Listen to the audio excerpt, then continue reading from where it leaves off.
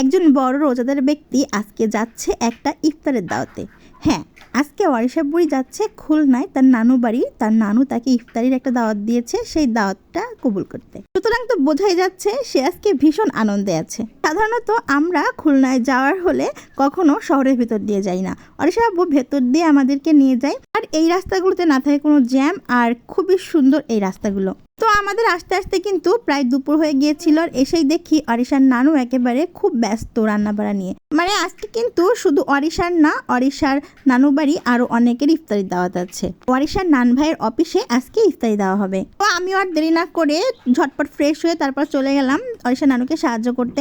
তো প্রথমেই এই যে ডিমের চপগুলো রেডি করে নিলাম, আর এই যে আলুর চপ সেগুলো করে নিচ্ছি। তো আজকে প্রায় 40-50 জনের ইফতারির আয়োজন আছে এখানে, তাই আম্মুর সঙ্গে হাতে হাতে আমিও সব কিছু একটু রেডি করে দিলাম, সাহায্য করলাম আম্মুকে। যেহেতু আম্মু একা হাতে চুলায় সব কিছু করে উঠে পারবে না, মানে এদিকে সময় হয়ে গেছে, তাই আমি চলে গেলাম গ্যাসে। প্রথমে আমি এই যে ডালটা ভিজিয়ে রেখেছিলাম, আমি হালিম করছি, হালিম মিক্সের ডালটা ভিজিয়ে রেখেছিলাম, আর এই যে মাংস কষিয়ে নিচ্ছি, এর ভেতরে হালিমটা করব। আর আম্মু ওইদিকে চুলাতে মাংস কষাইতে দিছে, আর এইদিকে আমি চলে আসলাম রাইস কুকারে। আমি ভাতটা বসিয়ে দিলাম বিরিয়ানি করব বলে। আমি এখান থেকে ভাতটা করে নিয়ে তারপর চুলায় চলে যাব। আর এই তো আম্মুর কিন্তু বিরিয়ানির মাংসটা রেডি হয়ে গেছে, আর ওদিকে আমার ভাতও হয়ে গেছে, এখন আমি নিয়ে আসছি। আর ভাতটা নিয়ে আসার পরে আম্মু এই যে মাংস দিয়ে লেয়ার বিরিয়ানিটা রেডি করে নিচ্ছে। এটিকে খুব সুন্দর করে এবার সাজিয়ে তারপর দমে দিয়ে দেবো। এটা কাঠের চুলায় দমে দেবো, এই কারণে এই যে আম্মু 1 বাই 1 ভাত, মাংস আর পেঁয়াজ বেরেস্তা ওপর থেকে কেওড়া জল ছিটিয়ে তারপর এটা রেডি করে নিল। তারপর এই তো এই যে দমে দিয়ে দেওয়া হলো। একটু পর ঢাকনা তুলে এই যে আম্মু ওপর থেকে একটু ঘি ছড়িয়ে দিচ্ছে, এতে করে সুন্দর একটা ফ্লেভার আসে। তো ওদিকটা রেডি হয়ে গেছে, এদিকে ছোলা রান্নাও শেষ। আর চপগুলো একটু মচমচা রাখবো বলে একটু দেরিতে ভাজতে চলে আসলাম। আর এই যে আম্মু প্রথমে ডিমের চপগুলো ভেজে নিচ্ছে।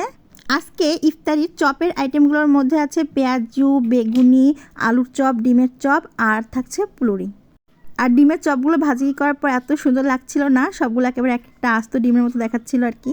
আর আমি দুটো পাচ্ছি ওদিক দিয়ে শসা, তরমুজ এগুলো কেটে কেটে রেডি করে ফেলছি। এদিকে এই যে আম্মুর আলু চপ আর ডিমের চপ ভাজি করা শেষ। এখন আম্মু এই যে পেঁয়াজুটা মাখিয়ে নিচ্ছে ভাজি করবে বলে।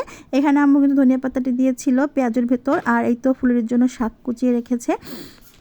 আর এই যে বেগুনিগুলো ভাজি হয়ে গেছে প্রায়। আর বেগুনিগুলো ভাজি করার পর খুব সুন্দর লাগতেছিল, কারণ আম্মু বেগুনগুলো একটু লম্বা লম্বা করে কেটেছিল, দেখতে খুব সুন্দর লাগতেছিল। আর এই তো এবার ফুলুরিও ভাজতে শুরু করে দিয়েছে, আর সব ভাজি করা কিন্তু হয়ে গেছে। আর সবগুলো আমরা যে ঘরে নিয়ে এসেছি, এদিকে আমার 2 ভাই চলে এসেছে, তারা খুব ঝটপট করে প্যাকেটগুলো রেডি করে ফেলতেছিল। তো শেষ মুহূর্তে আমার ছোটো ভাই এসেও খানিকটা সাহায্য করে নিল, ও না আসলে হয়তো প্যাকেট করতে আমার দেরি হয়ে যেত। তো সমস্ত প্যাকেটগুলো চপ দিয়ে তারপর লাস্টে মুড়ি দিচ্ছিলাম, যাতে করে মুড়িগুলো নরম না হয়ে যায়। আর মুড়ির জন্য আলাদা পলি ব্যবহার করলে ভালো হতো, কিন্তু সেটা আর করা হয়নি। এদিকে আঙুর, তারপরে খেজুর, শসা সবগুলো আমি চেক করতেছিলাম, আবার সব প্যাকেট ঠিক মতো হচ্ছে কিনা।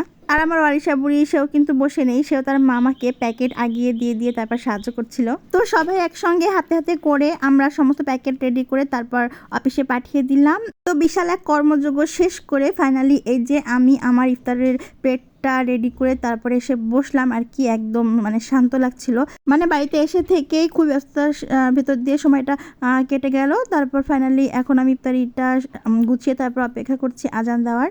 আর আলহামদুলিল্লাহ এভাবেই আম্মুর বাসার ইফতারির আয়োজনটা আমরা খুব সুন্দরভাবে সম্পূর্ণ করতে পারলাম।